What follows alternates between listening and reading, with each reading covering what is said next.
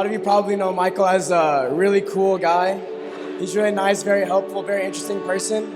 Throughout our entire lives together living at home, Michael's always been the type of guy to really have my back for everything I do in my life. He would always try to teach me the right thing to do. He would always tell me to, with everything I do, to go and do my very best in everything that I can. To go and take it further than anyone else ever has and to do something that no one else ever has.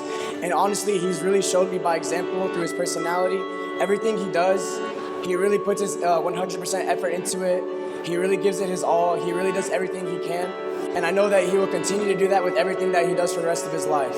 And especially when it comes to Mickel.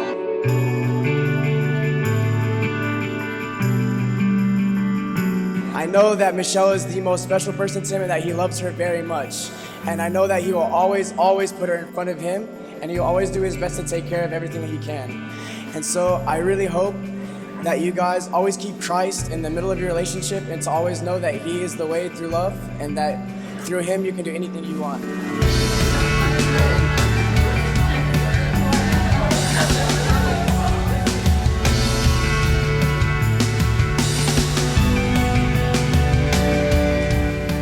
I am very honored to be standing by your side on this special day. Mickel, you are one of the strongest, most caring, and God-fearing people I know.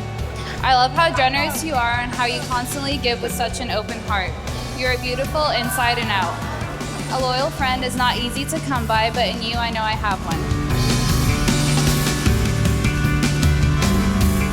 I truly believe that God led you both separately to today, that he may lead you both together into marriage as one. I couldn't be happier that you found each other to share your life and faith with.